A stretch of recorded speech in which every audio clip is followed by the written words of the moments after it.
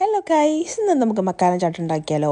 ഒരു പാൻ അടപ്പത്ത് വെച്ച് ചൂടായി കഴിയുമ്പോൾ നെയ്യ് ഒഴിക്കുക. നെയ്യ് ചൂടായി കഴിയുമ്പോൾ ഫുൾ മക്കാന ആഡ് ചെയ്യുക. നിങ്ങളത് കേട്ടിട്ടുണ്ടോ കണ്ടിട്ടുണ്ടോ എന്നൊന്നും എനിക്കറിയില്ല, പക്ഷെ ഞാൻ ആദ്യമായിട്ടാണ് ഈ സംഭവം മേടിക്കുന്നതും ഇങ്ങനൊരു ചാട്ട് ഉണ്ടാക്കുന്നതും. ഭയങ്കര ഹിറ്റായിരുന്നു, പൊളി സാധനമായിരുന്നു.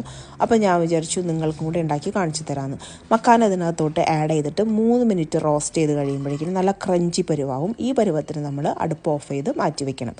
ഇത് കുട്ടികൾക്ക് സ്കൂളിലേക്ക് സ്നാക്കായി കൊടുത്തു വിടാനും നമ്മൾ വെയിറ്റ് ലോസ് ചെയ്യാൻ ആഗ്രഹിക്കുന്നവർക്കും ഡയറ്റ് ചെയ്യുന്നവർക്കും ഒക്കെ ജസ്റ്റ് വെറുതെ ഇരുന്ന് കറുമുറ കടിച്ച് തിന്നാനും പറ്റിയ ഒരു സ്നാക്കാണ് കേട്ടോ. പിന്നെ സെയിം പാനിലോട്ട് നെയ്യൊഴിച്ച് ചൂടായി കഴിയുമ്പോൾ 1/4 സ്പൂൺ മഞ്ഞൾപ്പൊടിയും 1/2 സ്പൂൺ മുളക് പൊടിയും 1/2 സ്പൂൺ ചാട്ട് മസാലയും ചേർത്ത് റോസ്റ്റ് ചെയ്ത് അടുപ്പ് ഓഫ് ചെയ്യുക. എന്നിട്ട് മക്കാന ആഡ് ചെയ്ത് നന്നായി യോജിപ്പിച്ച ശേഷം മാറ്റി വയ്ക്കുക.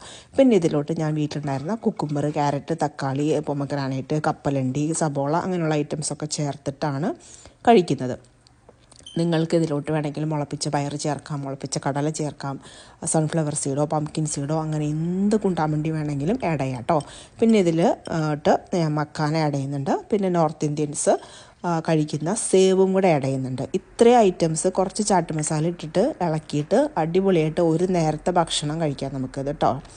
ഞാൻ പക്ഷേ ഇതിനോട്ട് പുതിന, മല്ലിയില, കപ്പലണ്ടി, ചാട്ട് മസാല ചേർത്ത ഗ്രീൻ ചട്നിയും ബ്രൗൺ ചട്നി, അതായത് പുളി, മുളക് പൊടി, ശർക്കര, കാലാനമക്ക് ഇത്രയും വേവിച്ച് കുറുക്കിയെടുത്ത ടാമറിൻ ചട്നിയും കൂടെ ചേർത്തിട്ടാണ് ഞാൻ കഴിക്കുന്നത് കേട്ടോ.